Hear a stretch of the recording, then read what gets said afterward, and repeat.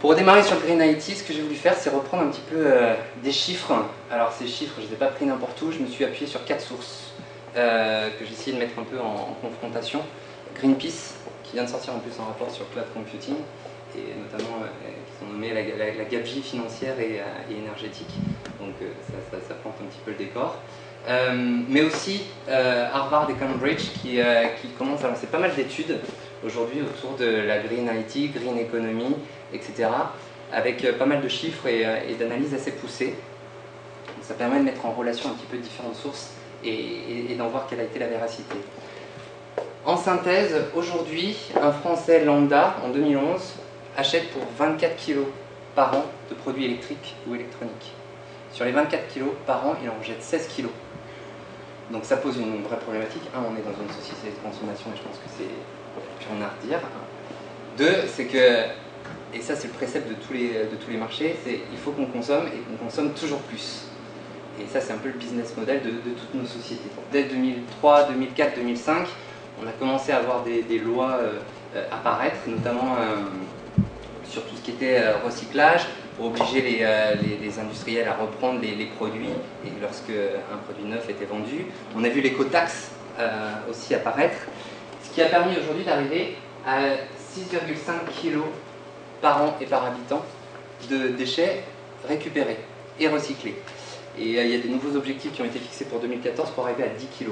Si on rentre un petit peu plus dans le détail, si on regarde sur les produits informatiques ou telco, on arrive à peu près à 80% des produits, des serveurs, des équipements réseau, des téléphones, 80% de recyclage. Et la vente en ligne a été un véritable problème qui n'a pas été anticipé.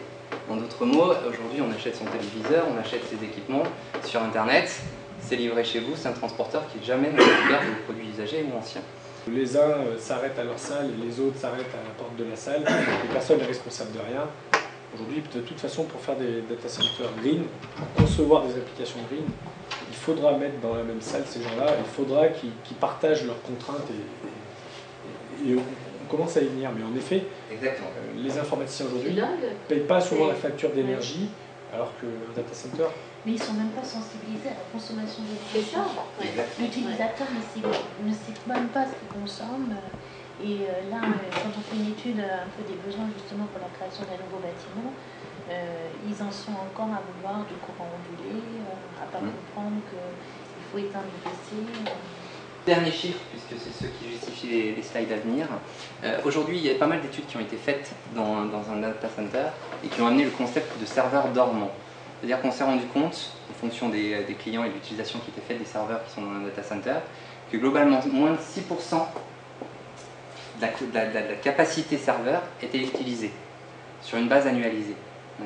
Et on arrivait à monter à peu près à 20-22% pour les data centers les plus optimisés. En d'autres termes, les utilisateurs utilisent de façon très ponctuelle la puissance CPU et la capacité d'un serveur, et tout le reste du temps, le serveur il est dormant. Quand vous parlez de serveur, vous parlez de serveur physique. De serveur physique, absolument. D'où voilà ma conclusion, exactement, où le succès de plateformes type VMware, Microsoft Virtual Center, etc. naît de ce précepte-là, où les serveurs Intel étaient quasiment inutilisés.